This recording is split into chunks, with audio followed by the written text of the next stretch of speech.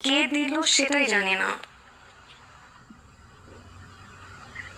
আচ্ছা মা, আমার মনে হয় কি জানো, কিছুদিন আগে আমার জন্মদিন ছিল না, এর জন্য কেউ আমাকে এই বইটা দিয়েছে।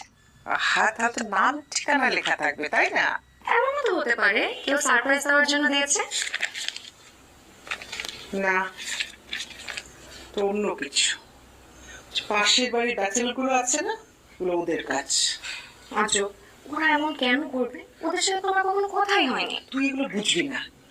এই বাড়ি এলাকায় আমি 1000বার বললাম যে ব্যাচেলারদের ভাড়া দিন না। মা, কিছু হলে এই ব্যাচেলারদের দোষ দেওয়া তুমি বন্ধ করবে। আমি ভার্সিটি গেলাম, থাকো তুমি। বইটা রেখে যা। তুমি পড়ো, ওকে?